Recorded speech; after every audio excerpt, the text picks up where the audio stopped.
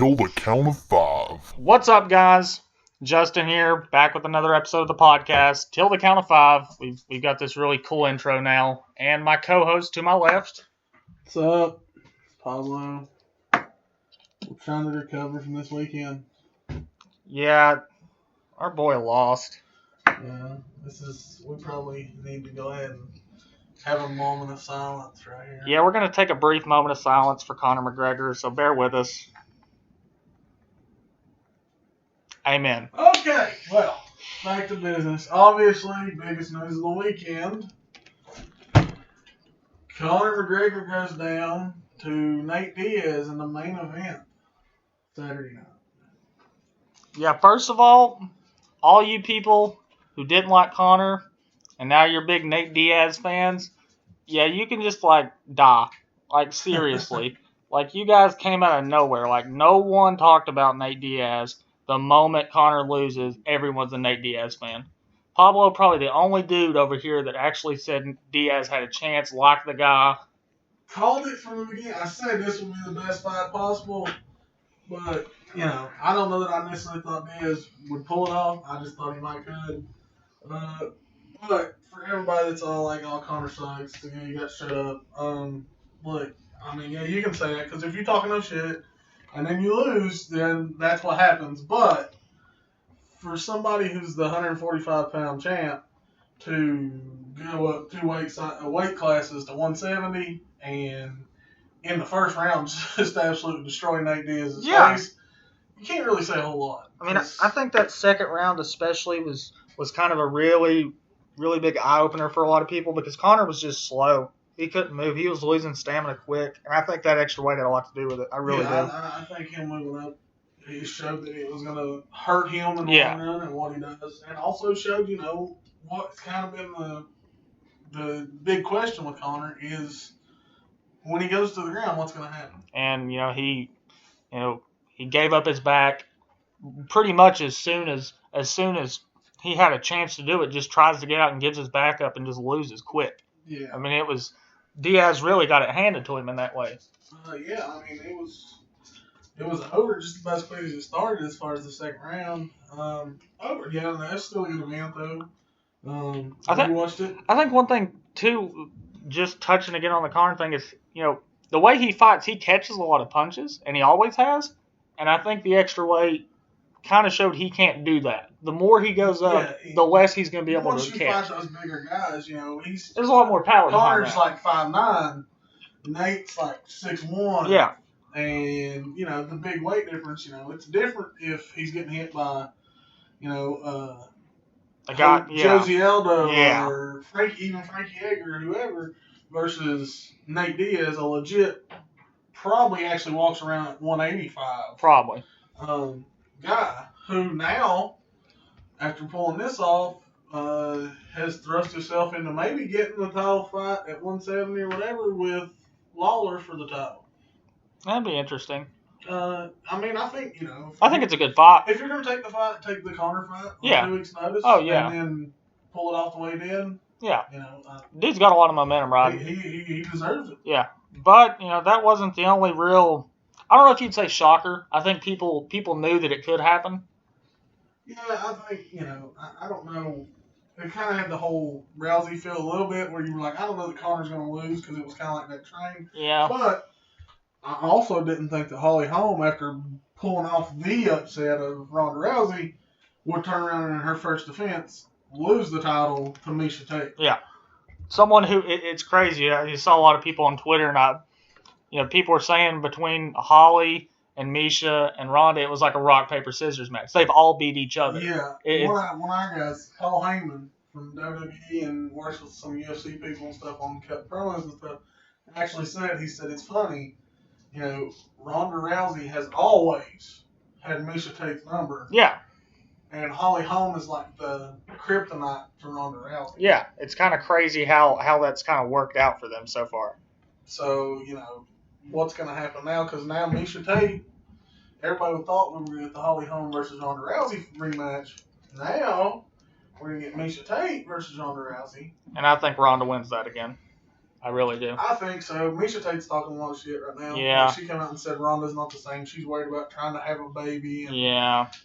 she's broken and all this other stuff. However, if you are 0-2 against somebody, You don't talk shit. yeah. Especially in a fight that big.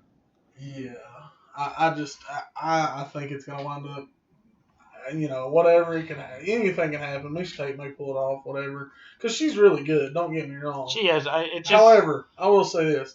I think if the fight the other night with Holly Holm goes the distance, because there was only like 2 minutes left, Holly wins. I think Holly Holm's ahead. Yeah.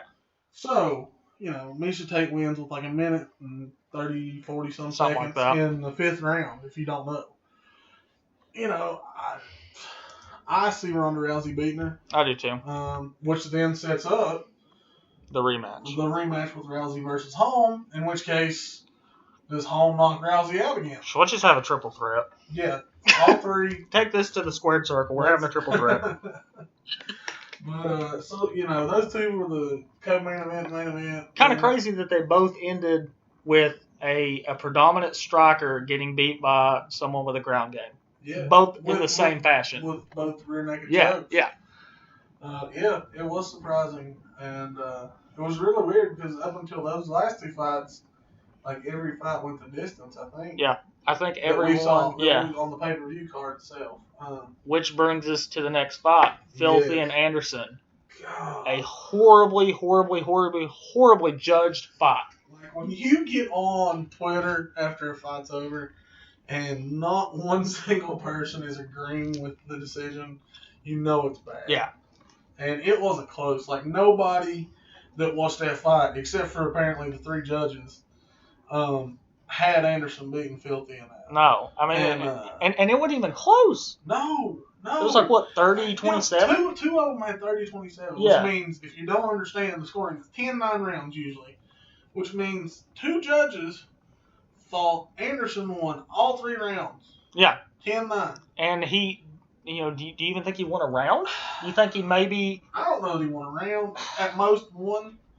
You might have a split in the first round. After that, Filthy takes it. Yeah, and this is not just us 2 random guys just fussing about it. This is people in MMA. This is people around the Kenny scene. Florian was going crazy. Joe Lozon was going off. Joe was on. Todd Martin that covers MMA. Yeah. Everybody was just going, did they watch the same fight? Yeah. But, if you've not seen it, go look at it. Because, tell us what you think. Because we thought it was terrible. We were losing our mind in the living room at my house watching it the other night. Which, it was, other than that, it was kind of your normal UFC pay-per-view. The undercard fights were okay. Nothing, great. Except for during, like, one of the early prelim fights. Yeah, the karma. I can't even remember the 2 guys' name now, but it was so much crap. Like, if you're familiar with UFC, a lot of times it's not mandatory, but when they come out to start the match, they'll touch gloves. Yeah, just just the fist bump. a general sign of respect. Hey, good, clean match. Yeah.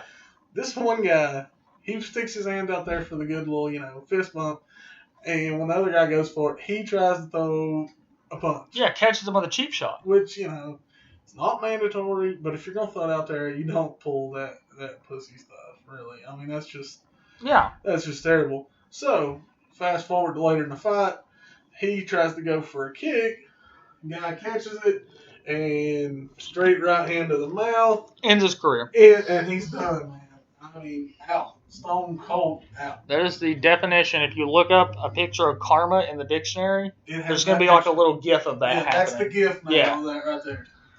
But, so it's good, man. I have a question for you about this, man. All right. At the end of the night, after you have Holly Holm lose to Misha Tate, Conor loses to Diaz, what was Dana White feeling at the end of the night? He was feeling of a fifth of Jack and trying not to feel anything else. Yeah, I don't know that he was really happy. This man watched his 2 pride and joy fighters lose. After watching Ronda lose, he's like, okay, at least I've got Holly. Yeah. She's similar to Rousey. And then Conor's going to save me. Yeah. Conor's going to carry me through. And now, Conor's still the 145 champ, and I still don't know that anybody at 145 is going to I don't think anyone can touch him there. Because I think he's made for that division. Yeah. So we'll see. Frankie Eggers, I think is probably going to get the next fight. Probably. We'll see what happens from there. But I thought Conor, for all you people that, Conor's disrespectful and all this other crap, and he says a lot of crap, but I can understand people taking disrespectful. If you watch him after the fight and stuff he said since then, I mean, I thought he handled it pretty humbly. And Yeah, he did. He handled it all pretty well. I'm a bigger fan just after seeing that. I mean, I was already a huge McGregor fan, but after seeing the way that he handled defeat and giving Diaz the respect that he deserved, he did the right thing. I'm happy about that. Right. So moving on to the next one. The guy that might actually be able to save Dana. The guy that Dana must be banking on right now. Yeah. Like Dana, if he could get away with fixing this fight, he may try to. Yeah. Even though, we're for the guy he is. And if you've not seen it, man, this is going to be...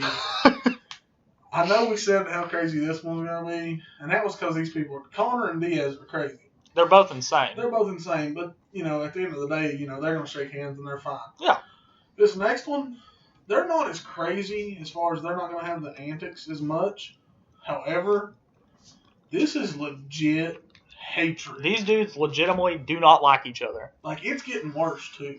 Especially seeing the press conference where they both bring a belt. Yeah, yeah. They show up at the press conferences this past week where they're going to talk about all the upcoming matches and all this stuff. And Cormier, who is the light heavyweight champion, because... Technically. Yeah, he is, because Jones got stripped of it when he got caught with the cocaine and stuff like that. So, Cormier's the champ.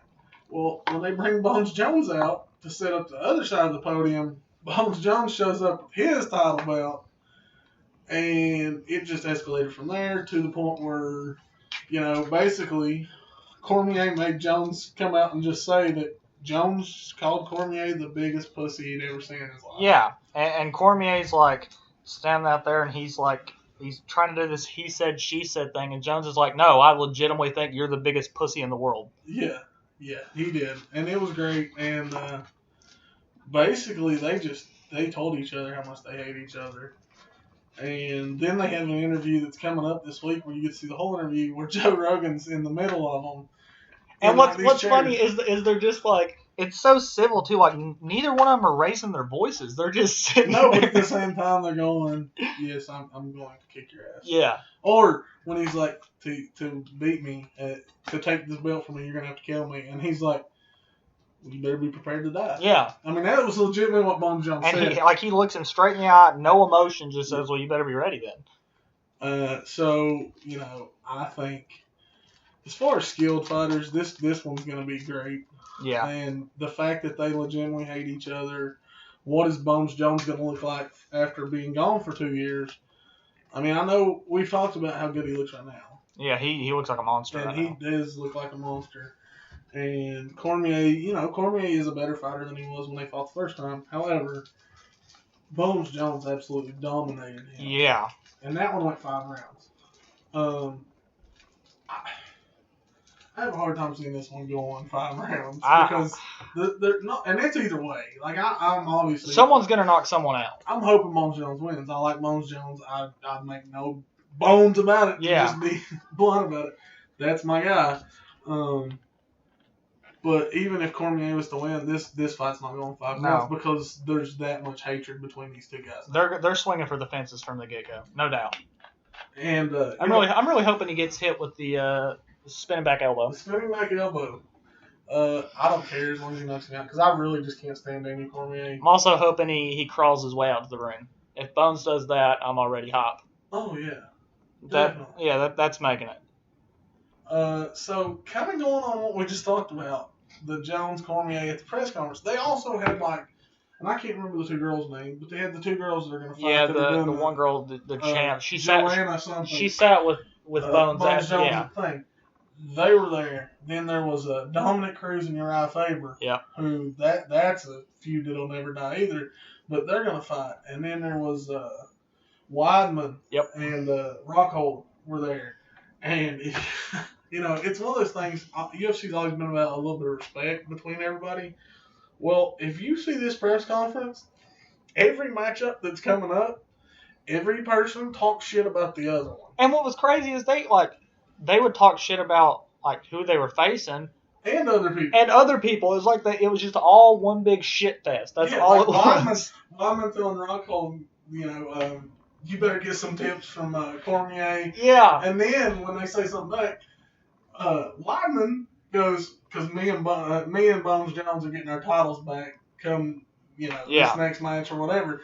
And they give each other 5. And I'm sitting there going, holy crap, man, it's like a game. Yeah, now. It's like straight up feuds right now. It's crazy. It was almost borderline WWE stuff. Yeah. Like everybody going back and forth between each other. One thing with the new attitudes, and really this kind of goes with it, and we kind of talked about this a little bit during the pay-per-view. I really, I'm sure Reebok and UFC have got this money thing worked out, but man, I miss, back when, fighters could have sponsors and they had their own style with their own trunks. They had their banners they pulled out before. I miss that. Yeah. Everyone looks so cookie cutter now, and they just don't get to show the personality unless they're at these press conferences. Right. And maybe that's why, you see a lot more trash talk. You see a lot of different things like that. It could be. And then we did, that came up a lot because you were talking about what they were wearing in the ring. And then all of a sudden I was like, I kind of missed them dropping the banners behind them when they introduced them. And then which I didn't think about it at the time. You're like, well, it's because of the contract with Reebok. I mean, I like the fact, this guy had this, or this guy's, like you said, Brazilian guys were always had Venom on. Yeah. And, it was just, it gave you a little bit of insight into that guy. Whereas now, everybody's got to wear Reebok. And I know it's because of the money thing and all that, but, it does make everything cookie cutter and everybody's the same. Yeah. I would like to see them go back to letting them do that, but I understand the money aspect. At least let them change some stuff up. If anything, Reebok needs to make something look cooler. If anything, let them wear Reebok trunks and make that logo on there. But if they want to put the other ones on there, do that too. Or my whole thing is at least give them some different cool tights or something like. Yeah, it's like one guy wore white, the other guy wore like a dark maroon or black. Everybody's got just a single color. It's kind of boring. Yeah. It's if it's not for the fact that these fighters have been talking crap about each other for a month or whatever. I mean, it'd be hard to sit there and just be like, oh, well, I like this guy. Yeah. Or I like this guy. Or it's just like, okay, there's nothing. I mean, I'm not saying, you got to stand out and be flashy and all this all the time. But if everybody comes in and just has the same, well, this guy's wearing green, this guy's wearing red, or this guy's wearing white, and there's no design, it's just Reebok plain, I would rather see it the whole way. And, even with the banners, outside of sponsors, you knew where they trained. Yeah. That training camp was on that banner. That's another every thing. single time. I used to be able to tell you who was in what camp. Yeah. Well, now I can't tell you who trains with anybody. Yeah. And then I kind of miss that. Because you can go, well, that guy's with that team. So you knew which teams you thought were the best teams because, well, he trained with him. He trained with him. Exactly. It's kind of the NASCAR thing. We don't talk a lot of NASCAR here because I don't watch it a whole lot. Yeah, I'm not a fan, so. But it was the same deal. Used to, you had Ford, you had Chevy, you had all these, and they had their own looking car. Yeah. Well, now everybody has the same looking car. Everybody has and it's all, the cookie cutter. Everybody's got to have the same thing, and not as many people like to watch it. And like I said, I think just because of seeing this cookie cutter, we all look similar. You've got a lot of these fighters that they're going almost out of their way to get their name out there, whether that's by talking shit, whether that's by having some crazy entrance, whether whatever it is. It's almost like these new attitudes are coming because they don't feel like they're getting that individual shine that these guys want. I mean, because they've all got egos. Oh yeah, well, what it does too is with Conor, and I'm not saying Conor does it all for this. I mean, I'm sure part of it is true and real to his character, but he's making the most money for a reason. He's got that out there because they're not getting any endorsement deals now. Whereas before, you'd have 15 different logos on your trunks, and you're getting paid by all 15 of them. And now, you've got some of these smaller guys that, they might have had 15 sponsors back then, but now, those guys, A, they're not making as much money on their fights, and B, their Reebok contract's probably not nearly as big. No, Dana's the one. I mean, that's just the truth. Dana and Lorenzo and them are getting the most money. Yeah. Because it's all fell under one roof, which is Reebok. And, whatever, nothing against Reebok. It's just not necessarily the coolest sports brand company in the world. It's even Bones, and obviously, he wouldn't have this now anyway, but he's a Nike guy. He was like the only MMA guy with Nike. Yeah. And that was like super, super cool. And now like Reebok. Yeah. And it's, like I said, my problem is everything's just plain. Yeah. And there's nothing to it. But, so yeah, a lot of good stuff coming to UFC. UFC, I think it's like April 23rd. Something like that. I think that's right. Is the next one with Bones Jones and Cormier. So, definitely got to check that out. If anything, just watch that fight because it'll be worth it. Yeah, it's definitely worth it. But yeah, I mean, Conor lost. I know some of you are happy. We'll see what happens. He's still the 145 champ. So yeah, it's not like you lost a belt. Exactly. So moving on a little bit, we're gonna talk real quickly. I'm not gonna talk on it long, but we did have the toy and hobby show, the Tri-Cities toy and hobby show this past Saturday. Justin got the experience for the first time. I'm so into pop figures now. Like, you guys do not understand. I thought that was just like comic books and like Star Wars and stuff, which I'm into. But like, they had movies. I bought a Predator one. That was just really cool to me. Cool. Yeah. Like he's clear. Yeah, it's awesome. Yeah, Justin, we walked in and he didn't get to go with me Friday night to set up, and so Saturday we walked in and we're like, well, let's walk around, and we're walking around, and he's going, I'm so glad I didn't have any money. Yeah, I made a point to not go to the ATM. I was like, if I go to the ATM, I'm spending a dumb amount of money here.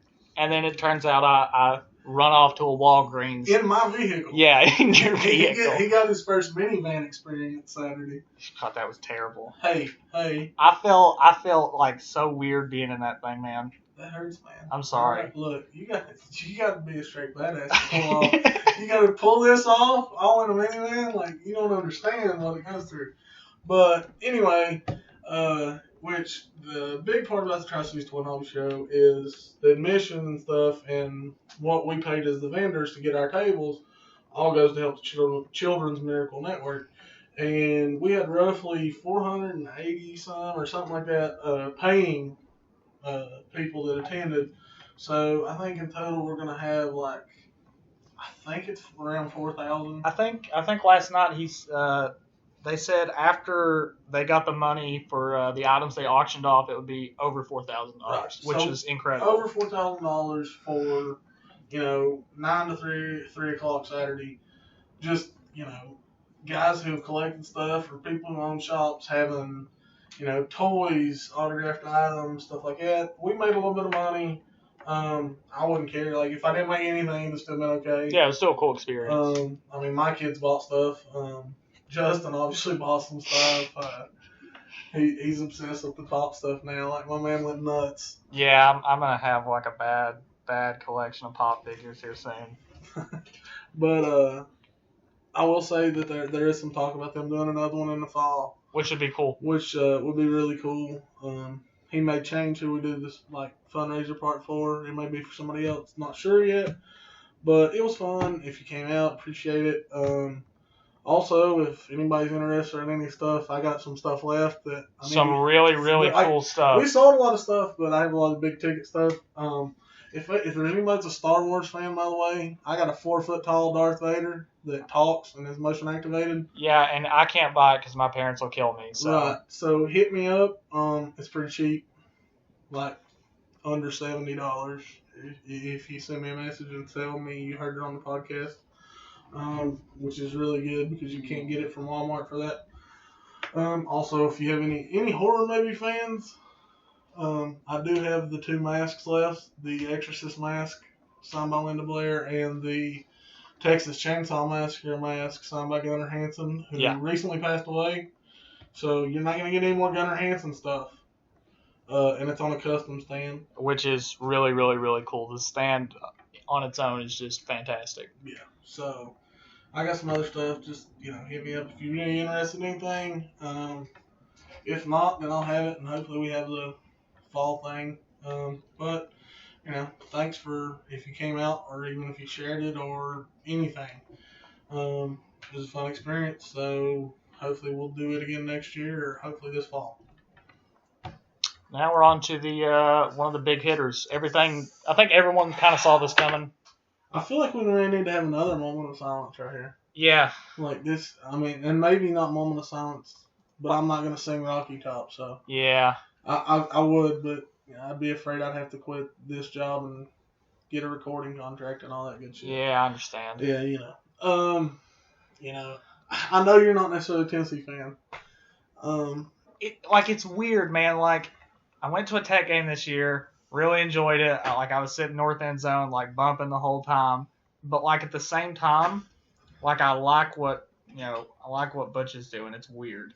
Right. I'm kind of I'm a Texas fan, so like I can do whatever I want, really. Yeah, this is true. Just don't go to the Hokie side. Anyway, so our new, what we're talking about is everybody's favorite Tennessee Law, or at least 99.9%. I know there's a couple people don't like him, whatever. Yeah. Is Peyton Manning has decided to retire after 18 years in the NFL. I'm glad he did. We talked about it a little bit after Super Bowl. I'm glad he did because, there's no better way for him to go out than winning the Super Bowl. Was it him and John Elway? Him and Elway are now going to be the only two people who have retired after winning the Super Bowl. Yeah, which is really cool. Yeah, and it just so happens he's the general manager, vice president, or something. Yeah. Of Denver when Peyton does the same thing. Also, kind of cool. He played 18 years, and that was his number the whole time. I remember he said that in his retirement thing. He's like, the number 18 is a good number. Yeah. So it's time for me to go. And if you watched it, he was really emotional. Like you can tell he loves the game of football. You can not like him, I don't care. But nobody can ever question his commitment to football and how much he loved football. And he's probably the greatest football mind we've ever seen. Yeah, like people can argue who the greatest quarterback is. But as far as like just the mind, greatest football mind at quarterback, I don't think you can question it. No. I mean, if you watch him, he manipulated and read defenses and basically out-schemed whole teams, coaching staffs, and everything by himself. Yeah. And, he's also, you throw in the fact he does hold like every record. Yeah. I mean, I thought it was funny. If you watched his retirement speech, it was funny. He goes, I have these records, this record. And he goes, I even have the record for the most interceptions by a rookie quarterback. and he goes, I kid Eli that if he'd have played the whole first season, he'd have beat it. But, which is hilarious. But, Eli probably standing over there making that same face. Eli's got the same face. But, I just think, they should celebrate it. There was a few people who said some stuff. One of them was your boy from the Steelers, D'Angelo Williams. Which, I mean, I understand. Look, don't get me wrong. Peyton did play like crap this year. For the most part. I mean, he had some games where he still was okay, but, he's coming off, and, he had the surgery or whatever with his foot. Yep. And he's hurt. And he's 40 years old. And, his forehead's like 8 feet tall. I mean, his eyes and his hairline are running away from each other. Yeah. But, I thought D'Angelo Williams was justifying. He's like, I was in some other country and all this other stuff. I'm just saying whatever I believe and what everybody wants to say, but I'm like, you don't do it on the day the guy retires. Yeah, and players will be stupid. Right. And, I'm still trying to. Did you see the Cam Newton Instagram post he did towards Peyton? Yeah. Okay, I'm trying to decide because I don't want to hate Cam Newton or be like Cam Newton's kind of acting like an idiot, but when he puts high, like he's talking about, and it was in a good way. He was talking about something like maybe even Rocky Mountain High or something. I don't remember however he put it, but when he wrote high, he put H. And then number 1, and then GH. So you got HGH in there, which, there was a little bit of controversy about that. And I'm sitting there going, really? Like, did you really put it? Or, there's probably the debate, did he do it that way, or did he do it because he's Cam Newton and he's number 1 in ego and all this good stuff? It's probably the first. It's probably not him being ego. It's probably him trying to be clever. It probably was, to be honest. But, the fact that he starts it out with this really nice thing and like a tribute and then tries to throw some shade at him, like, just don't do that. No, just be respectful. Even if you don't like him, even if you think he's a jerk, you still, can at least be respectful to He still got to play against, one of the greatest players to ever play the game. Yeah, and I just wanted to say, like, especially as a Tennessee fan, because I've watched Peyton since he was a freshman. that's always been our guy. Half the kids in the state of Tennessee are named Peyton now, I think. Um, just it was good to see him right off in the sunset the way he did. And it's going to be hard for him, I think, to not have that to get ready for a football game on Sunday. So, I'm not going to sit here and we can debate where he falls on the list of the greatest quarterbacks ever. But, I'm not going to do that right now. There's another time and place we'll do that when we run out of shit to talk about. For right now, I'm just, we'll celebrate the fact that when we start talking about greatest all time for something like that, we've run out of stuff. Yeah, we were slacking. Yeah, so we're just going to make shit up. Yeah. But, the sheriff's riding off in the sunset, and he's never going to hear it from us. I'll say congratulations to Peyton because he did everything the right way in the class most of 99.9% of the time. Yeah. So shouts out to Peyton Manning. Yeah, thanks, Peyton. Moving on to something real quick. We're talking a little bit of wrestling here. First off, the local shows. And I'm not going to talk much about them other than I'm going to remind you of dates. Yeah. We got the March the 24th show on a Thursday night, Kingsport Civic Auditorium. Kids K through 12 get in free. Tickets are on sale now. You can go to the website or brownpapertickets.com. Look up NWA Smoky Mountain. That is the fans' vote for the matchups. Yep. I know as of right now we have the main event set up, which is Chase Owens versus Jason Kincaid for the Southeastern title. Huge match. Huge. We have the Giants of Gehenna, Chris Richards and Travis Lee, the U.S. Tag Team Champions. They're going to defend the titles against the newly reformed Air America, Skylar Cruz, Gavin Daring. Now we also have Toby Farley defending the Mountain Empire title against the modern day outlaw Vince Brent. Hey, recently those two had a pretty good match. That's true. And Vince came out on top, I'm pretty sure. So I think he did. Maybe Vince is going to pull the upset on Toby, get the Mountain Empire title. I do know right now the television title poll is up. Go vote. I think your choices are to face Jordan Cage, Pittsburgh Jordan Cage TV champ. Choices are like Axton Ray, Nick Hammonds, Wild Bill, and I think Onslaught, maybe. So, definitely check those out. I gave my boy Onslaught the vote. Oh, yeah, man. 100%. I'm throwing it out there. That's what I voted for. Axton Ray's the young kid, but he's had his shots. Yeah. Nick Hammonds, Nick's an overachiever, probably. And Nick's a cool guy, but Nick's had a few shots and stuff. Wild Bill, you never trust a man wearing a black mask. Unless it has a skull on it, because that's cool. Exactly. And that's why we are endorsing Onslaught. I voted for you. He may be afraid of the dark. He may hate puppies. I'm just saying it was on some signs. I can't confirm or deny. If I get hooked up with a hand slap for this endorsement, I'm going to be super stoked. Yeah. And who knows, there could be another Onslaught sign. But go vote, no matter who you vote for. But if you're going to and you're going to listen to us, go vote Onslaught because he's the man. So that's the March 24th show. Also, the Hardliners are going to face the EC. Yeah. In kind of a tag team grudge match. Should be a good match. Moving on from there, we got April the 16th will be the Smoky Mountain Cup, and the tickets for that will actually go on sale Monday. Yep. Huge stack card. Probably the best pure wrestling show that's going to be definitely in East Tennessee and probably in the Southeast from top to bottom. Yeah. Don't know every participant, but right now, we got Leo Rush, who won the Ring of Honor Top Prospect Tournament, Jason Kincaid, Jimmy Rave, who upset Chase Owens Sunday, by the way, to win the Twin States title.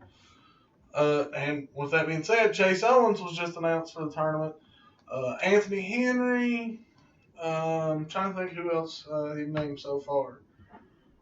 Kyle Matthews. Yep. It's a super stacked card right now. And we don't know the matchups yet either, other than Leo Rush and Jason Kincaid. But that's going to be a huge event. That's April the 16th. And the winner, the way they do this Smoky Mountain Cup, there's 12 wrestlers in it.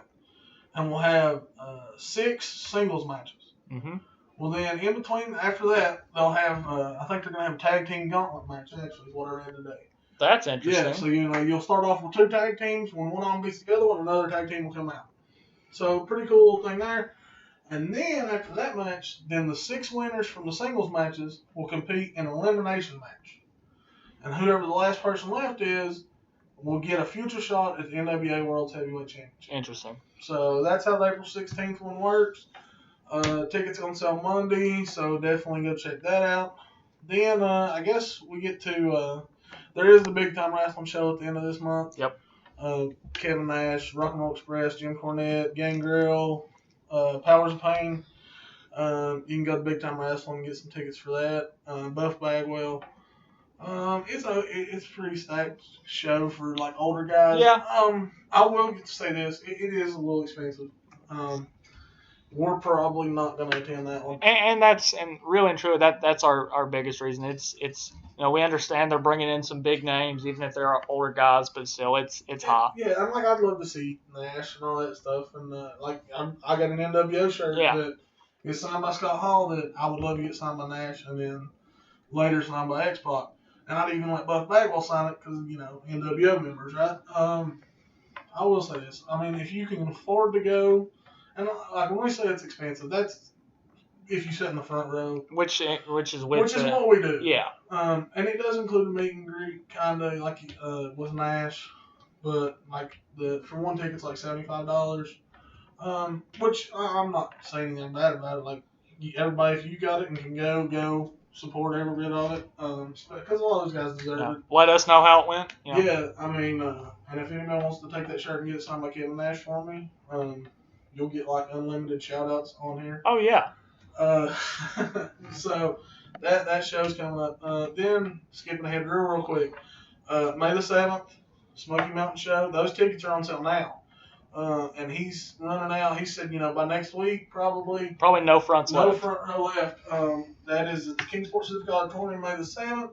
And that is where all we know right now is 2 people who are going to be there. And that is Unbreakable Michael Elgin, the former Ring of Honor heavyweight champion, current New Japan star, and former WWE superstar, WCW superstar, X-Pac will be there. Don't know who they're fighting yet, but those tickets are on sale. Front row gets you like meet and greet, and obviously front row seat. I think it's what, 30? I think it's 30. I'm pretty sure it's 30. Something like that.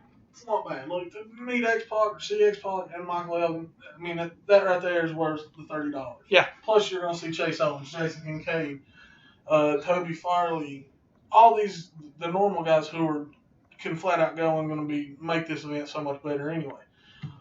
Then, the one event we talked about a little bit at the last show that we didn't know much about, the next Saturday, May the 14th. We do know now it's going to be Advanced Middle School in Bristol. The only 2 things we have confirmed right now is Matt Hardy, the Pro Wrestling South champion, will be there, and he's the current TNA World Heavyweight Champion. Yep. He will be there defending the Pro Wrestling South title. And also, probably the bigger news of that is Road Warrior Animal from the legendary Road Warriors Legion of Doom Hall of Famer is going to be there. Which I am super excited about. Yeah, we'll say we got our tickets today. Front row on that meet and greet. We get the autographed picture from Animal. It was 30. Yeah, I think it's 35 a piece. That's not bad. But that, Road Warrior Animal. It's the Road Warriors. Yeah. You gotta go see them. So definitely go check that. Look, go to Pro Wrestling South. Yep. Find them on Facebook or whatever. They'll be able to. You can send them a message or whatever. They'll hook you up with some tickets. If you see where a guy named Alan Selby posted on there, Big Al, he'll hook you up, man.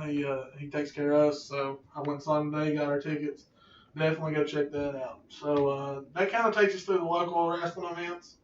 That was just real quick. Go out to all these shows, support them. Because, those guys work hard. And trust me, you'll be entertained.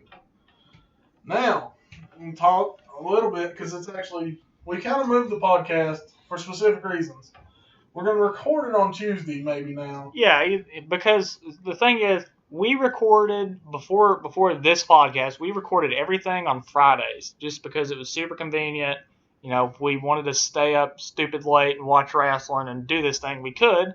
But we had some people inform us that we would be talking about stuff that was basically 2 weeks old. 2 weeks because behind the kind of. Yeah, because the podcast would be recorded on Friday, and we'd be talking about the Raw that past week. Yeah. Podcast doesn't go up till Wednesday. Right. We miss, this week's Raw. So now it's Tuesday. We're putting this up on Wednesday. Yeah. Now we're caught up. So we're gonna remedy this we'll probably do it on Tuesdays or somewhere right in there from now on, just so we're up to date and you're not hearing stuff from a week old. Exactly. So with that being said, because we just got through watching Monday Night Raw, even though it's Tuesday, some of us don't have cable, so we watch it on Hulu. Yeah. Just so you know.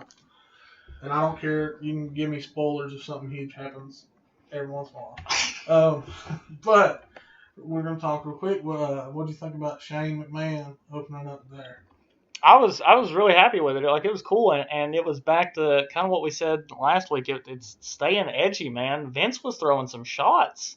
Vince was straight up just throwing. He was just being mean, man. I know it's character stuff, and then just talking Yeah. at the same time. It's like, wow, really, man. Takes like the picture of him as a child and like threw it on the ground and Yeah. stomped on it. He's like, you have to fight the Undertaker, my greatest creation. creation is going. He's like, my greatest creation is gonna face my greatest failure. It's like, And we just couldn't do nothing but look at each other. yeah, it was But just mean. with that being said, it's setting up perfectly. Oh yeah. Like they're baiting everyone in hook, line, and sinker with it. You even have the Vince promo later in the show where Stephanie's like, what happens if he does win? Yeah, I mean, He's gonna win. He has to win. I feel like he has to. Yeah. Like, why do you? Okay, if you don't, and okay, it's WWE. So like I said, I've learned to not trust them completely. Yeah. If they don't let him win, like let's say Undertaker wins, which would be the obvious thing because it's Undertaker, it's WrestleMania, and he's fighting Shane. He's fighting Shane of all Don't get me people. wrong, Shane does great stuff. For what Shane was amazing. Oh yeah. But it's Undertaker. Yeah. And it's WrestleMania. The man that's He's only lost to Brock. Brock Lesnar. Brock. Wait a minute. Brock Lesnar. I know, not Paul Heyman, but you get the point, all right? So unless I think something crazy is going to happen, my prediction is because he says he's not going to be there at WrestleMania. My prediction is I'm going out on a limb here. Actually, not really. John Cena shows up. John Cena will cost the Undertaker the match. Shane McMahon will be in charge of Raw after WrestleMania, and that will set up John Cena versus Undertaker at next year's WrestleMania. That's my prediction. And it'll set up the feuds again. Yes. Yeah. It'll be SmackDown versus Raw. You could have SmackDown versus Raw again because he would just be in charge of Raw. That could leave Triple H in charge of SmackDown. Exactly. So there is that. I kind of like the way the Shane thing's going. Shane, beat up the security guards that Vince sent out the other night. Oh, and you knew it was coming too. It's like, okay, they're going in one by one. Why are they doing this? It was really this? funny though, the fact that Shane McMahon, look, man, I'm trying to tell you, I'll walk out peacefully. I'll walk out, but if you touch me, I swear to God, I'm a little bit jumpy. And it's like, really? Shane McMahon is just went off the deep end. Yeah. But so that's pretty cool. Then, I guess something tragic happened. Do you want to go off about this? Something very, very tragic happened. We're huge AJ Styles fans. And for all the, when this happened, there were people that were clapping, and majority were booing, but there were people clapping. Yes. Okay. Yes, there was. And that's strictly because either A, they've always been diehard Jericho fans. Which is fine. Yeah, that's cool. I'm a huge Jericho fan. His band Fozzy, excellent. Hell of a metal band. But probably some of those people are clapping when this happens because they're elitists. They're WWE elitists, and they don't like AJ. So if you didn't hear, the greatest tag team of all time, Y2AJ, broke up after they lost to the New Day in the title match. Yeah, lost in the title match. So Chase, or not Chase. Yeah. See, we do like Chase Owens. That's how good that is. So AJ was out of the ring. He gets speared, taken out. Jericho loses in the ring, gets pinned, gets possum pinned. So AJ comes back to the ring. He's kind of laying there. Him and Jericho are talking. They both get up at the same time. Jericho hits him with the code breaker. So you're like, oh no. Not one code What's breaker. going on? So AJ gets up again. code breaker again. That'd be 2. So we're like, oh God, this is bad. Like, is anyone gonna come help AJ? No. So then Jericho picks him up again. AJ's grabbing onto his leg, barely standing up, and he hits him a third time. 3 code breakers to take down the man AJ Styles. What's gonna happen? Man, I mean, obviously the Y2 AJ shirts will be shipped overseas really quickly, like the Super Bowl shirts for the Panthers. Yeah, there's some kids. There's some Ethiopian kids that are going to be rocking some Y2 AJ shirts.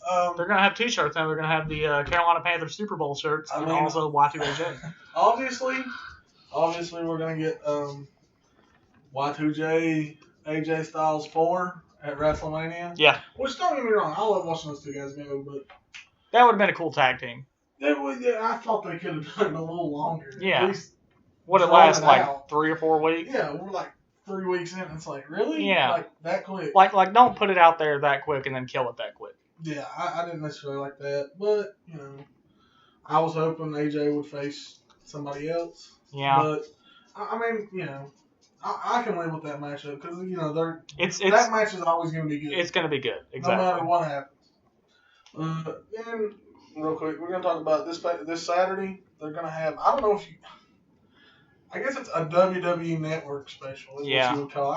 I'm not going to call it a pay-per-view. Yeah. Which that term's kind of dead now, really, for WWE pay-per-view. They're going to have Roadblock. I don't think anything will change from it to WrestleMania. I think the status quo will stay the same. I don't trust them to be smart enough to do something crazy. Yeah. If you don't know, Triple H is going to defend the title against Dean Ambrose. Dean Ambrose is already supposed to fight Brock Lesnar at WrestleMania. Street fight. Obviously, Triple H is supposed to fight Roman Reigns. As much as I kind of would like to see a different matchup than Triple H Roman Reigns, I don't see them letting Dean Ambrose get the title because then you mess up another match. Probably not going to happen. Probably the highlight of that event will be Bray Wyatt and Brock. Yes. That's going to be the big one. Like, Bray Wyatt and Brock are going to fight on it, and I know that's not the main event with Triple H on them, but Bray Wyatt and Brock Lesnar going against each other is something I wanted to see at WrestleMania. I mean, and I like Dean Ambrose, so that match is going to be good at WrestleMania. The fact it's a street fight. Yeah. If it's just going to be a regular match or something crazy, I want to see Bray Wyatt versus Brock. So I'm going to get that at Roadblock, which that's going to bring me my point. I'm getting ready to get off on my tangent that we don't have run down, but I'm ready for it now. Like I talked about this last night. Actually, I wasn't even watching Raw. Last night. Obviously, I watched it today, but I could kind of keep up a little bit with some stuff going on. And a guy who wrestles around here, Lenny Stratton, posted about Bray Wyatt should be in the main event every week. Yeah. So here's my soapbox. Bray Wyatt is the best character in the entire WWE, bar none. I don't care. And I love AJ Styles and all these guys. Bray Wyatt is the most entertaining character in the entire WWE. That man can talk. That man is good in the ring. He has a whole group with him of monsters. Yeah. And I'd sit there and listen to him talk and just watch his mannerisms and stuff all day. I would too. It is bullcrap that they have ruined. And not ruined, like, I know he's not in the social outcast with Heath Slater and him. But they had such a huge thing they could have done with Bray Wyatt, and they have completely screwed up and misused him the whole time. Yeah, it's like even what we talked about with WrestleMania with him and Undertaker. Here, I'll just tell you. I mean, it was last year, wasn't it? Yeah, okay. I believe so. I think it was last year. My problem right here, I thought, and I'm not a huge Undertaker fan, so I will say that before anybody can fuss at me. My problem is Undertaker only wrestles like once a year, and then he has to take 6 months off because he can't move. So my whole thing with that is, as far as the character guys, because we don't have characters now, as we've discussed on here. Bray Wyatt is the future of what that Undertaker character was. Yeah. Bray Wyatt is that dark figure, the guy that can talk, the guy that scares little kids. And I know that sounded bad, But you have to have someone like that. I mean, and you can see that. You can see the homage he pays to the Undertaker in his entrance. The entrance, when he talks, because if you go back to old school Undertaker, every time he talked, it was dark and there'd be some smoke and there'd be just a little bit of light where you can see, and it was creepy. Same thing now. Bray Wyatt is money every time he talks. Yeah, and I was even talking about that tonight. Like, wow, man, they need this guy in a horror movie. Oh, a horror movie would be great. Like a down south horror movie. Yes. Like, he plays that role so good. Like, it's not even close. And it kills me so much to see. Like, look, here it is. He's going to lose to Brock Lesnar Saturday. And while I'm not trying to say, okay, look, and that's fine if it helps develop something. It's not. It's just so the Beast looks like the Beast. Yeah. And Bray's going to just take another loss because that's what Bray does. He's entertaining. Everybody wants to see him fight. He'll have a good feud, but then he's going to lose the feud because WWE does not know how to use him. And it's ridiculous, and it pisses me off. Like, because I'm thinking, Bray Wyatt is like the guy I like the most. Yeah. As far, like, and that says a lot, because I love AJ Styles. And I love Finn Balor when Finn Balor gets up there. When he pulls the demon stuff, that stuff's amazing. I do like the darker characters. And I love the fact Jason Kincaid's that darker character now in the NWA Smoky. Yeah, that's why we're now much bigger Jason Kincaid fans. And I loved Jason before because I respected the hell out of him because he's great, great talent. Probably the best unsigned talent in the country. Him and Chase Owens are the best two unsigned talents. I'll get that in there right now. With that being said, going to that, the character that Bray Wyatt plays could be huge. And last year was the chance they had. You could have had the passing of the torch from The Undertaker to Bray Wyatt. Bray Wyatt, and he said it. Yeah. To The Undertaker, he said, I'm the new face of fear. All they had to do was set that up from right there, put Bray Wyatt over. And I know that would have given Undertaker 2 losses.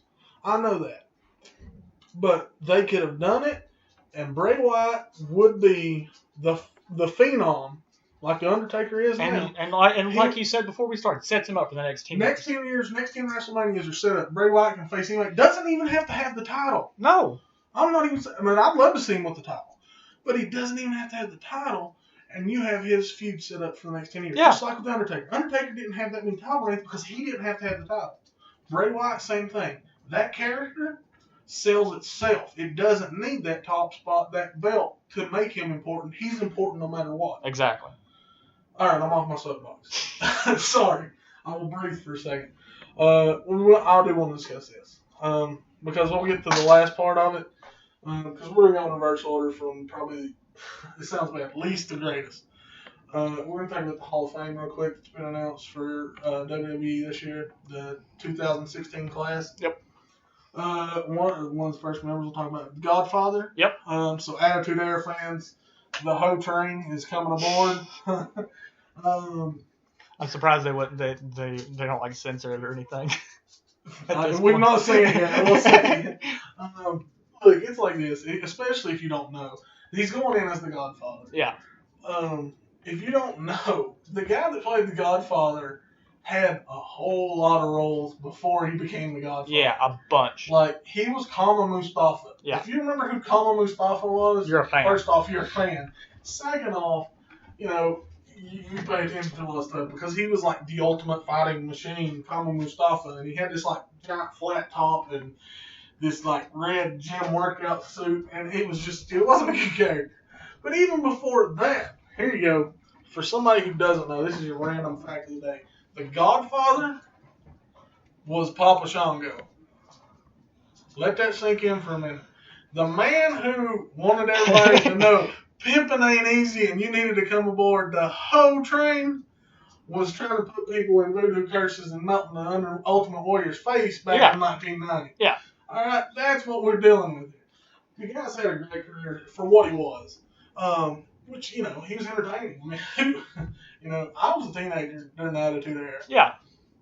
Like, I love good wrestling, but at the same time, when the Ho Train come walking out for Godfather, one, he was entertaining. Two, the Ho Train was going to sell itself. And that's one thing, too, that, this kind of goes back to your tangent. And I'm not going to stay on that long, but... The character? The character. Yeah. That was something... with you growing up and even me, characters were important. And I think this is a really good thing that a guy who was able to play so many different characters and be entertaining in The Godfather, of course, Right. gets into the Hall of Fame. I think that's super important. And I love the fact that he did, because it's not like when you think Hall of Fame and you think great wrestlers, The Godfather's not somebody that comes to mind. No. But now if you go back, and okay, he was even in the Nation of Domination. Yeah, too. he was. You know, if you go back, he was a solid worker who did any character they needed him to. And with that longevity and being as popular as he was as The Godfather, Definitely. you know, he's deserving. Yeah, definitely. Like, I'm not going to be like, oh, well, he never did this and never did that. And the dude deserves to be there. And this is another one talking about characters. Yeah. Because, I mean, I don't even know how to describe it. Because, like, when I was a kid, I was like, I didn't like him, I didn't hate him, but it was like you kind of respected him. It was kind of okay. The big boss man. The authority figure.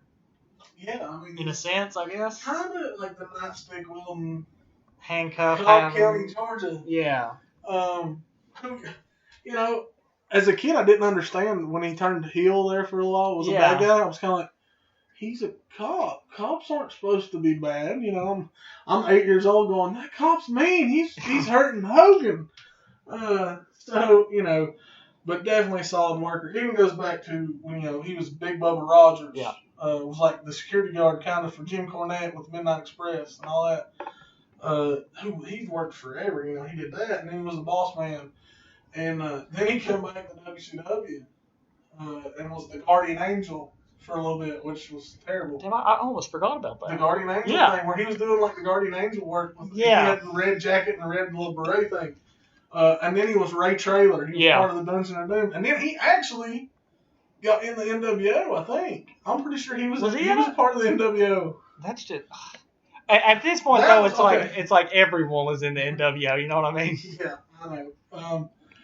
And I'm not gonna make a mean joke right now about Virgil and Chase Owens maybe being the Bullet Club version, because that's some shit. And for the internet people that want to say that, you can kiss my ass. Yeah. Because Chase Owens is 1,000 times better than Virgil ever thought yeah. Man. And that shit, you just want to be an elitist. So suck one. Anyway. Back to the Hall of Fame thing. There you go, Chase. You're my boy. Big Boss Man getting in, definitely deserving. Yep. Huge superstar in the 80s and 90s. And even had his run with, you know, the corporate thing with Vince. He was like the hired security. Yeah, I mean, probably. Quotations. I mean, he got hung from a Hell in a Cell with Undertaker. So that was awesome. And he fed Al Snow's dog to him. That was disgusting. Yeah, that was weird there for a while. Well, he also, you remember when Big Show, they did the storyline where Big Show's dad died? Yeah. And he hooked up a chain to it and pulled it out from the ground and stuff, and had Big Show like riding across. Yeah. That was edgy stuff back then. It seriously was. That was some good stuff. We had all kinds of stuff. That's why we're so messed up. Yeah, this is why we have a podcast where we talk about this crap now. So moving on from there. So there's been 4 announced so far. Those 2 I agree with, but if we're going to talk about the big ones, yeah. This one I couldn't agree with it more. Probably to me, and you know I know everybody's got an opinion. The most underrated group in the history of professional wrestling. I agree there. And who I'm talking about is the Fabulous Freebirds. And, you know, it even goes back to, you know, the original with Michael P.S. Hayes, Terry Gordy, I think it was Buddy Rogers. I believe so. I think it was. Because that was a little bit before I started watching the whole lot. I remember Terry Gordy a lot. And then also, like, the more that was my Fabulous Freebirds, because Gordy was there, was Michael P.S. Hayes and Jimmy Jam Garvin as the Freebirds, who became the NWA World Tag Team Champions. And around, I think it was 89, they won the tag team titles. Yeah. They like, if nobody understands what they did for professional wrestling, the first person, there was entrance music in professional wrestling. Yeah. But the first person to incorporate rock and roll music was Michael P.S. Hayes. I actually didn't know that. You didn't know that? No, I didn't Michael know Hayes, that. the first guy to come out to the ring with rock and roll music. And then he actually wound up singing his own song. Much more respect. Yeah. No, I mean, it was Buddy Roberts. Buddy Roberts. It was Buddy Roberts. Michael Hayes, Buddy Roberts, Terry Gordy, Jimmy Garvin. I can throw Bad Street was the name of the match character, but we're not going to include that one. Trust me, he's not going to be going in the Hall of Fame. They skipped those couple years. But definitely, that team deserved to be there. Obviously, their concept for their team was derived from Leonard Skinner's Freebird. Because if you saw them, I mean, and back then, they couldn't do it now. Back then, I mean, they came out draped in Confederate flags. Yeah, they had the look. Yeah, and like down in Texas, if you ask everybody what one of the most famous feuds is, it's the Von Erichs and the Freebirds. Yep. I mean, they sold out like Texas Stadium and all this stuff. And back then, that was in the days when people legitimately thought they hated each other. No, I'm like, if you hear them talk, they'll talk. We had to fight our way from 45 minutes. We fought our way from the ring to the back. Yeah. Or having to actually run because cops wouldn't protect you because the cops thought it was that real that they hated you. But you know, I've always been a huge Michael P.S. Hayes fan from day one because he was very that charismatic character. So I was so happy when they said they were going in. And definitely, you know, Jimmy Jam Garvin being part of it because Jimmy Garvin was a really solid guy and like really good. And when those two went together, you know, they come out with some crazy outfits and they come out the Freebird most of the time by Leonard Skinner, which like one of my favorite all-time things is Halloween Havoc 1989, and it's the Fabulous Freebirds versus the Dynamic Dudes. Who, if you don't remember the Dynamic Dudes, it was terrible. It was like a surfer skateboard gimmick. Yeah, it was Shane Douglas and John Laurinaitis. Mm-hmm. You know, People Power in WWE. Who is Road Warrior Animal's brother, by the way, if nobody knows. But that was one of the matches. It was for the World Tag Team titles. The Freebirds defending against them, and I'm pretty sure it was in Philadelphia. Which, you know, rough kind of area anyway. Yeah. So Dynamic Dudes, who come out to Wipeout, by the way, the old 80s song, Wipeout, got booed. I mean, we're talking Roman Reigns booed. Yeah. And then all of a sudden, for 1989, you have to understand how cool this was. Freebird starts playing, and I mean playing loud, and one lone firework goes off, maybe two. Like up in the and it was like that place went absolutely nuts. Still like it was nothing great, like no spectacular entrance. Yeah, like looking back, it's probably like no, it's terrible. Like there's nothing to it other than that song, the Freebirds running out, looking all cool, and all this leather with big hair, the World Tag Team titles, and there's one firework, and everybody hated the Dynamic Dudes. So one of my favorite things is I watched it, and like I may watch it tonight now. I'm talking about it, just to be honest. I loved it. Like, they come out, and that place just absolutely goes nuts. And then, you know, even Michael Hayes, like I said, he made his own CD. Where he sung what became their entrance song, which was Bad Street, Atlanta, GA. Yeah. Just for the nerdy aspect, I will say I own that CD. Damn. I do own that. That's indeed. I bought it a little while back. Like a couple years. I had to have it. But... beside the point, do not judge me. All right? But definitely congratulations to the Freebirds, who I'm a huge fan of. Terry Gordy, probably the most underrated big guy ever. Like, that guy was so good. And if you watch him over in Japan, him and Dr. Dusty Williams were awesome as a tag team. I can see a whole lot of Buddy Roberts, so it's hard for me to talk about him. And even harder for me in that sense. Right. But then... I'll be honest. This is your dude. This is my man. Bar none right here. Bar none. On the night of the Hall of Fame, when I watch it sitting here, probably in the same spot I'm sitting right now, and I watch the Hall of Fame on WWE Network for $9.99. I will probably sit here and cry. I was about to say, you're probably going to tear up. I will at least tear up, if not bawl like a baby. Because, and then don't get me wrong, I'll still love wrestling, and I'm still going to talk about it, and we'll still be doing this. Part of my childhood, and even like not even childhood, just my whole life, I won't say comes to an end, but that chapter is gonna close. Yeah. And it's been the longest chapter in my life, like longer than even me like playing football, playing sports. There has been the one thing, and that's the icon, the franchise. Because I was a WCW guy, whatever. Sting is going in the Hall of Fame. Yep. Like I can't even describe how I feel about it. Will always be my favorite wrestler. I don't care what happens. I don't care who does what. Sting was my guy. Sting's what made me love wrestling from the time I was little all the way up till now. It's just, I'm so happy to see him go in the Hall of Fame because it says so much that Sting, who he's still not to me. I mean, I know he went there. He's not a WWE guy. No. I mean, he's 0-2. Like, he's had 2 matches on pay-per-view. I think he won, like, a tag match, maybe. Yeah. But he's going to be, like, the first wrestler to go into the Hall of Fame for WWE that's going to be, like, winless on pay-per-view. Yeah. And to me, well, that part of it that pisses me off. But as a fan, to know that he probably was going to get in anyway off of what he had done in WCW, because he was WCW. Yeah.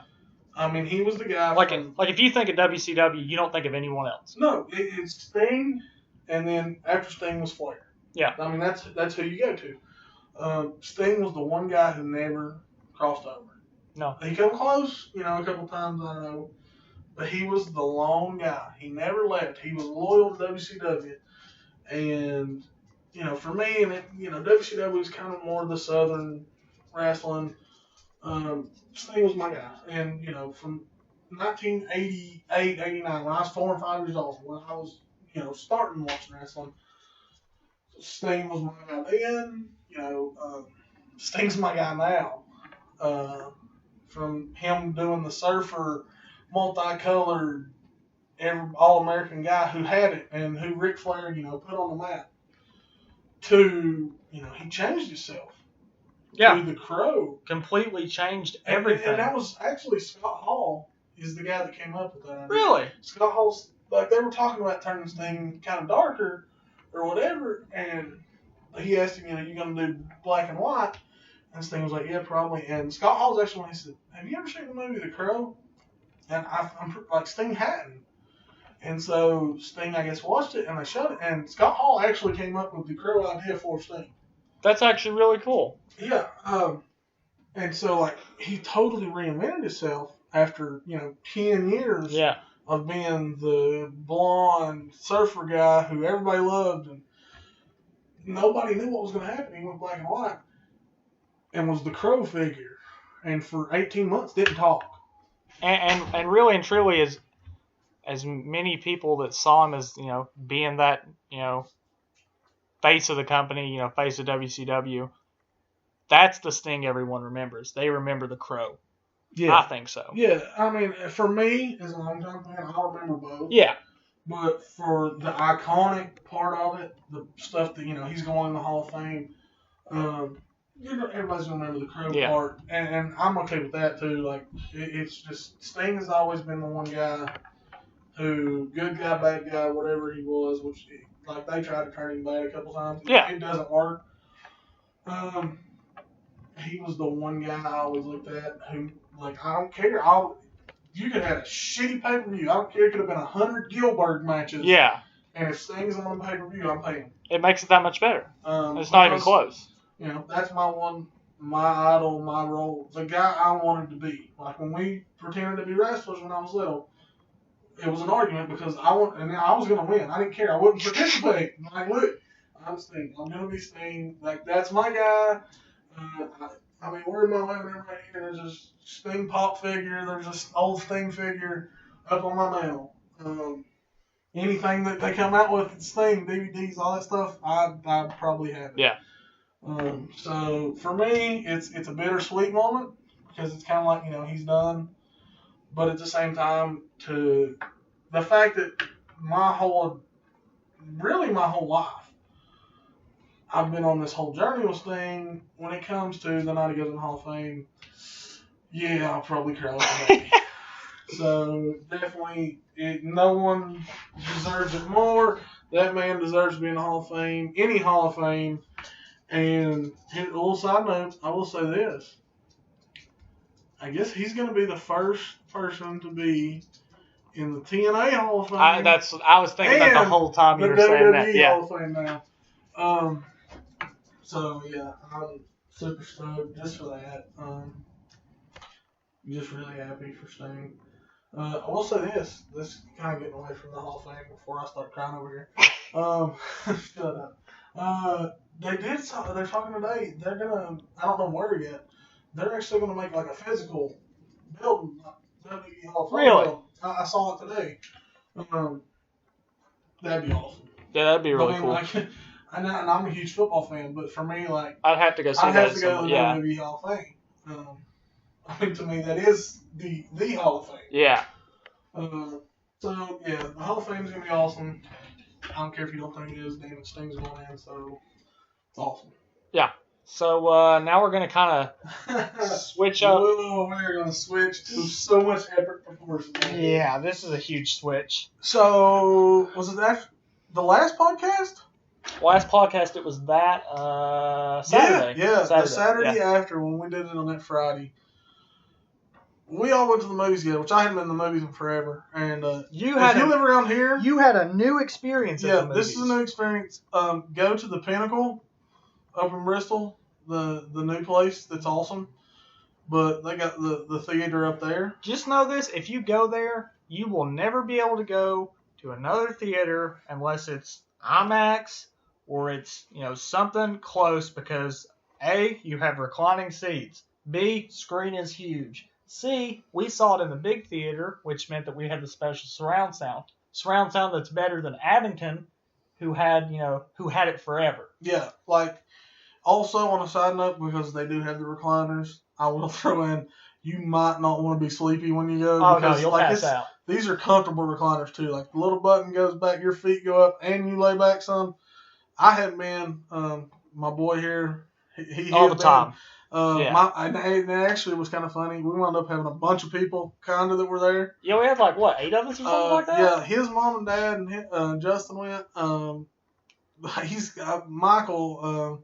He's kind of like my nephew, I guess, by marriage, but he's also like the same age as me. So just weird. It's not really that kind of nephew. It's more like cousins kind of. But it's not. I mean, I am his technically, if you look at it by the book, I'm his uncle. Anyway, and then it's really funny. We're on our way to the theater, and random text from my brother. And I'm like, hey, have you seen Deadpool yet? And he's like, we're actually thinking about going and seeing it at 4:10, which is when we're going. So we actually, my brother, his wife, and one of our friends that went to school with my brother, who was down from Washington, all went and saw the movie the movie Deadpool at the Pinnacle. So the theater was awesome. With that being said, we are now going to discuss the movie Deadpool. Deadpool.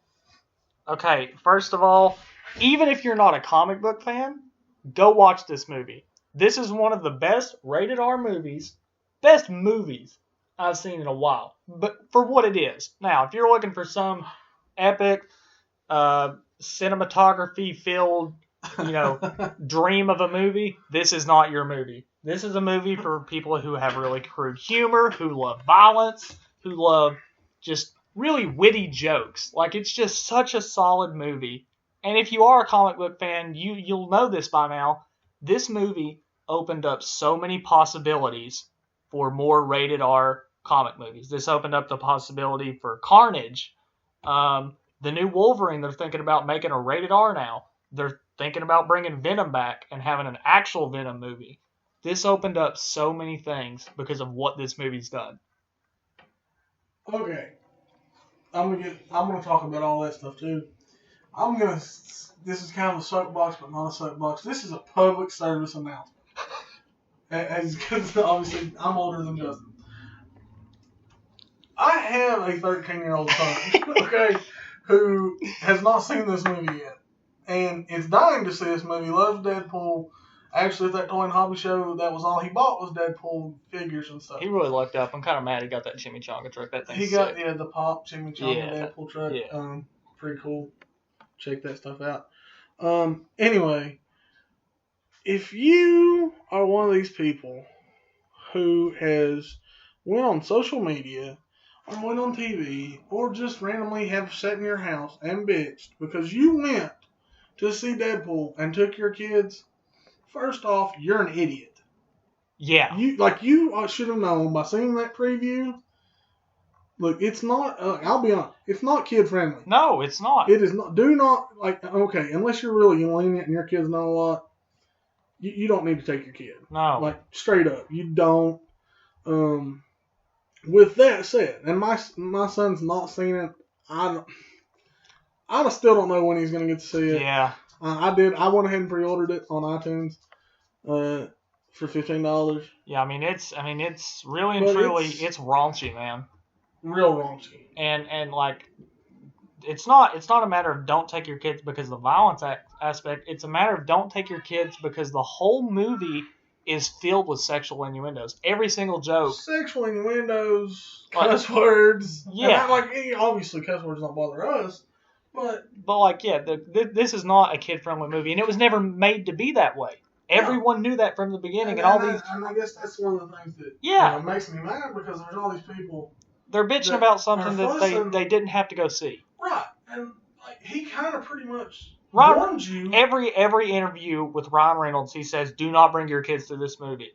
Exactly. They even cut an alternate opening for the movie where he tells, he said, if there's any kids in the audience, and pretty much explains everything about sex you could want to know.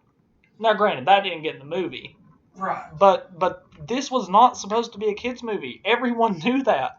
So these people bitching, that's on them. Right.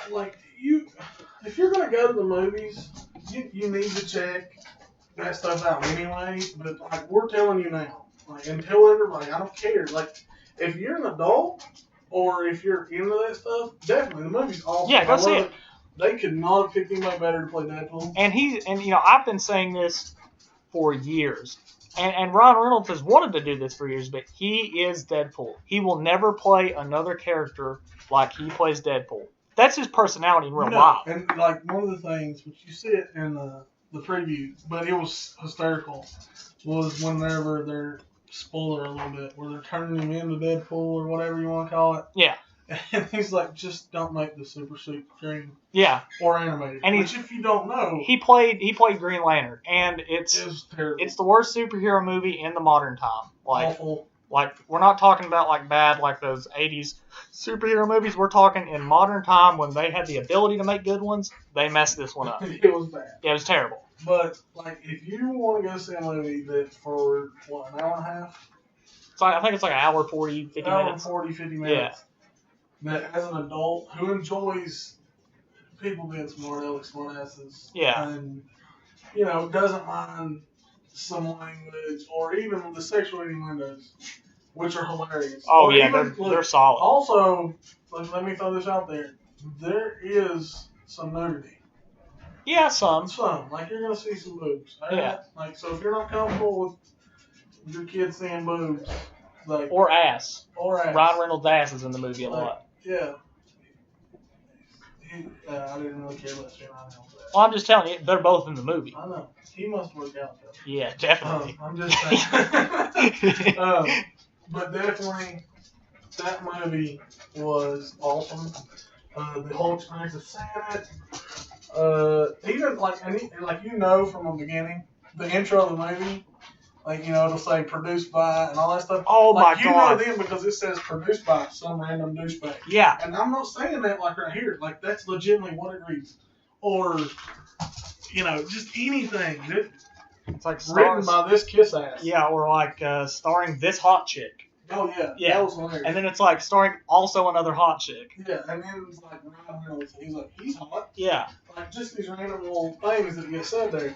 That going as soon as it starts, you're okay, this movie's gonna be awesome. And there's he has such the character, how he plays it. Yeah. He stole the suit. Did you know that? No. He took the suit home. That's yeah, he's not giving it back. He's technically Deadpool's technically not a superhero. He's an anti-hero. He's an anti-hero. Just a vigilante. Like, he's going to kill anyone he feels like killing. So, like, you need to know that going into it because, like, look, he's not your... He's not your Superman. He's going to save a girl falling off a building. He's probably going to shoot the girl. Or if he does, he's probably going to hit on her while they're falling and try and get lucky with her. I mean, that's just how he is. But trust me, if you were into that stuff, this movie, like, we're going to start our own rating scale on this. Obviously, since the show's called The Count of Five. 5 count is the best rating. 1 count will be I like it. Why the hell did we watch? I like it. This movie, and I just actually threw this together. He didn't. No, this is nice. I like this. Super good improv This is what you got we're going gonna on. do. This was good improv. We're gonna rate this movie. I know what I'm going. That's a 5 count. Hey, that's a 5 for me. That's a 5 count. Definitely need to go see it. Getting the DQ. Yeah. Definitely getting the DQ for that one, which, you know, that's above and beyond right there. So we posted about just kind of doing a Q&A if anyone wanted us to answer any questions. And my mom actually brought this up, and I'm glad she did. This stays with the movie notes. Movie coming out, we saw the preview for it, and I've done some reading into it after seeing that preview. I know what this is. Cloverfield. 10 Cloverfield Lane. Here's what's crazy about it. Okay, we saw the preview, didn't know what was going to happen, and of course, right at the end, you get it. 10 Cloverfield Lane. Comes out on my birthday. Right. So here's what's crazy. The actors, everyone on the crew, the only people that knew what this movie was about or knew the entire plot of this movie were J.J. Abrams and the rest of the producers. Really? No one else knew what any of it was. Until they saw the trailer. The first trailer they released, they showed it to the cast and the crew. That's the first time they ever knew what the movie was about. Wow. No one knew the entire time. Really? I didn't know that. They kept it so secret that no one knew. That's awesome. Yeah, so they filmed an entire movie, and even the actors in the movie didn't know. That's amazing. And it turns into be the second Cloverfield. Like, that's awesome. Yeah. Actually, I was not the movie I thought you were going to go with. What were you talking about then? I thought you were going with Hardcore Henry. That's going to be sick as well. Like, if you've not seen the previews, Hardcore Henry is going to be, like, something like a lot of people are going to hate it. But at the same time, there are going to be a lot of people who love it. Because it's like... It's a completely first-person movie. And I'm pretty sure they shot a lot of it with GoPros, if I'm not wrong. There's a lot of action scenes shot with the... It looks like that's probably... Yeah, the same camera that I use. Right. And if you... Like, it does. Like, you're that person... Like, it's the way it makes you feel. You're that person... It almost plays like a video game. It does play like a video game. Yeah, I don't even think he's... I know in the trailer he didn't say any words, but I'm assuming he probably won't speak the whole movie. No, I don't think he does. So it's going to be like a complete immersion. So that's going to be a whole new kind of thing to try out. You know, real quick, some of one of the other previews we saw that I'm really in between about is the new Independence Day. Will Smith's not in it. That's the part that kills me. Like, and I understand. Like, I know they asked him and he wouldn't do it, but how do you go on without Will Smith in it? Like, you can't do it. Like it looked cool, looks like it's going to be solid, but Will Smith's not in it, so it's going to be difficult. Like, okay, let's look at it like this. Had the Fresh Prince of Bel-Air had another season without Will Smith? Yeah, like how you going to do that? What? I mean, it's the same thing. Yeah. A lot of the same other characters are in it. But Will Smith's not there, which was like the guy. Like your main staple figure. And also, on a side note, and I'm going to fuss about with it, and actually Josh's buddy, my buddy Steve, that came in from Washington, we were talking about, they pulled out the same exact speech. Yeah. From the first Independence Day, they just added, like, world instead of America. I'm assuming they probably did that on purpose. I'm going to assume they did it on purpose, but still. Like, if you're going to go into it that hard and then... If you're going to go into it where you're going to steal stuff from the other one and just change it up a little bit... At least have Will Smith in the movie. I don't care if it's 2 seconds. Okay. He could be Mark Hamill in the new Star Wars and come out at the very end of the movie like Luke Skywalker. They could have done that, and I'd have been fine. Okay, that was a spoiler. Fuck. This long? Really? Right, so I was just saying, I'm not a Star Wars guy. Anyway, but you know what? Here, and if they did it, I will. I mean, not that they're going to give a shit what I'm saying. I will personally apologize right here on the show. Yeah. Have Will Smith get killed at the very first of the movie. Yeah, have a something. ship come down and just hit it. Yeah, and the little kid who was going to be his adoptive son or whatever. Make that the guy. Make that the guy who's going to save the country now or the Yeah. world now. Whatever. Do something to at least write Will Smith off. Yeah.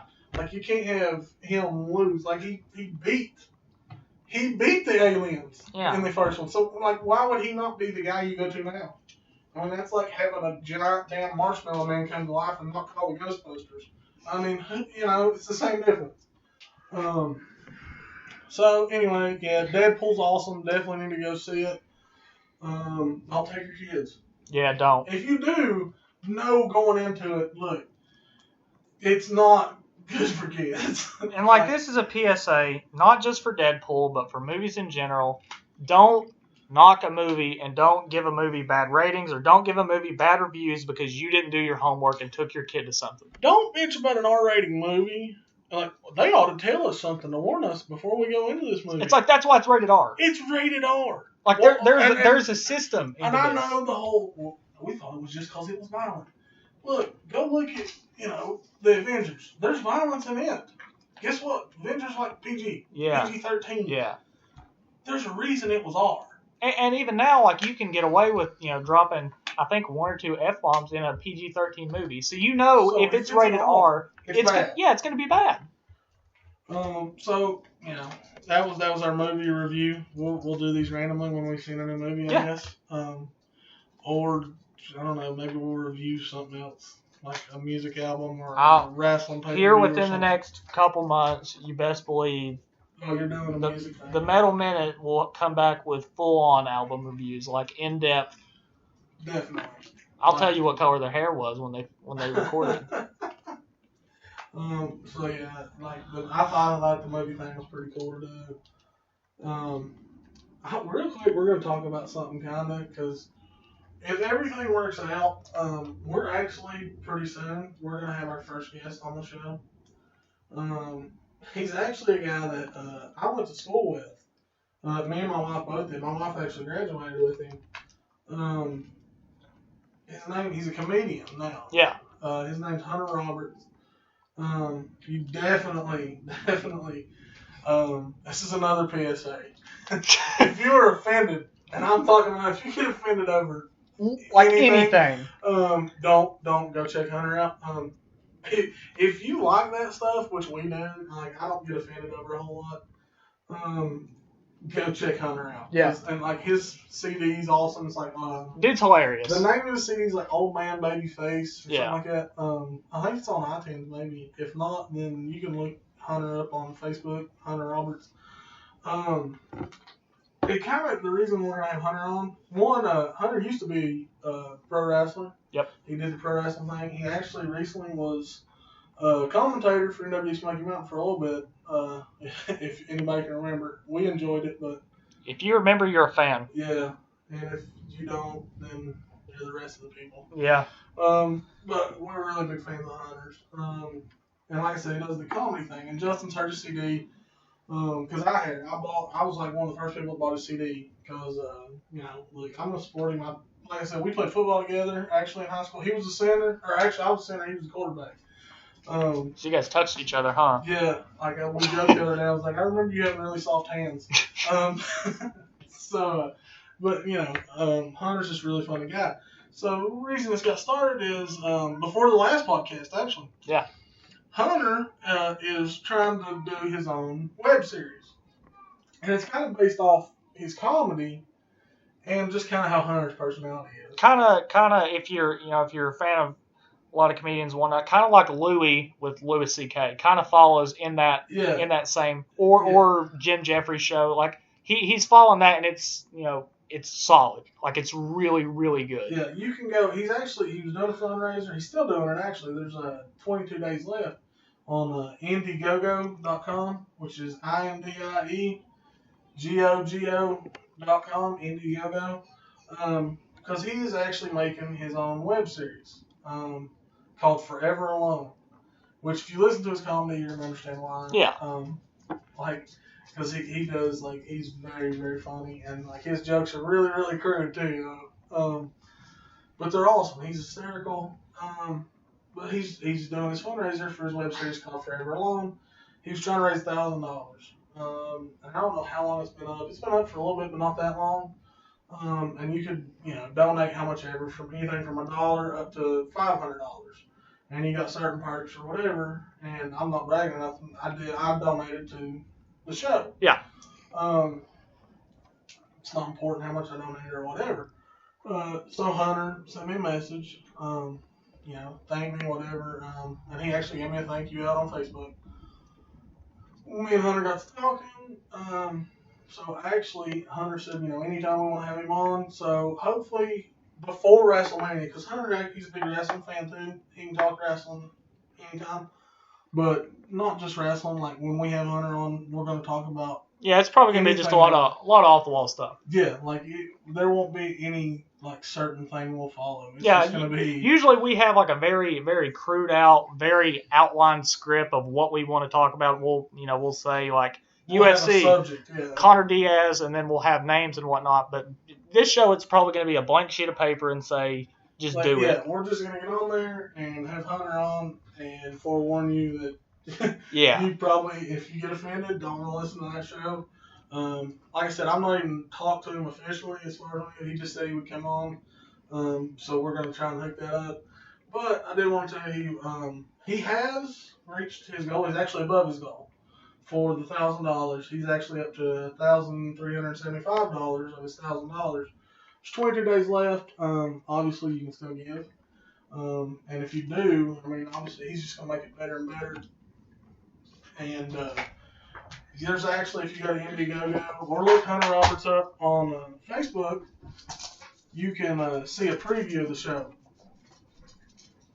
And if you see the preview, it's only 5 minutes long. And it's hilarious. But that 5 minutes will set up the whole thing to where, when we saw it, I wanted to see more. Yeah. So I think it's going to be awesome because Hunter's entertaining and he loves that stuff, and he's actually made some appearances. Here you go, I'll throw this one out. He was in a movie already, kind of. It was a cameo. The movie, the zombie movie they made around here. Yeah. He's the cop in it. With the they drank the moonshine. They drank the moonshine. It was called Broken Springs. Yeah. Shine of the Undead Zombie Bastards was the name of the original movie. Now, if you try and look it up on Amazon or iTunes, it's 101 Zombies is the name of it. And it was filmed right around here. There's some local people. I actually went to school with a lot of the people in it.